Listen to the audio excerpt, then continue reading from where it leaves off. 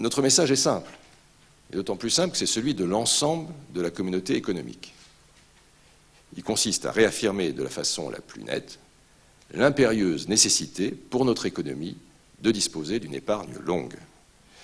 Sur ce front, qui est celui du financement des entreprises et de l'État, les assureurs sont en première ligne.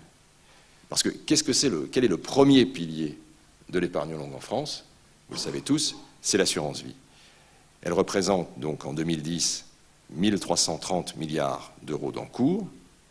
C'est une épargne populaire, dans tous les sens du terme. 30 millions de Français sont concernés. Tout cela, vous le savez. Mais ce que vous ne savez peut-être pas tous, c'est la place primordiale que cette assurance vie représente dans le financement de l'économie française. Parce que lorsque les assureurs achètent des actions ou des obligations d'entreprise, ce qu'ils font, c'est donner à ces entreprises les moyens de produire, d'exporter, de créer de la valeur ajoutée, de distribuer et d'embaucher. C'est pratiquement comme si on fournissait à ces entreprises des machines-outils, des usines ou des camions. En fin de compte, les assureurs, par ce biais, financent les emplois. Alors en 2008, les actifs d'entreprise des assureurs, c'est un chiffre classique de nos conférences de presse, représentaient 51% de leurs placements.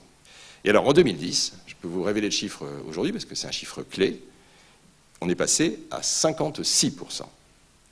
Ça veut dire que 56% des actifs en actions et en obligations d'entreprise, c'est quasiment 1000 milliards.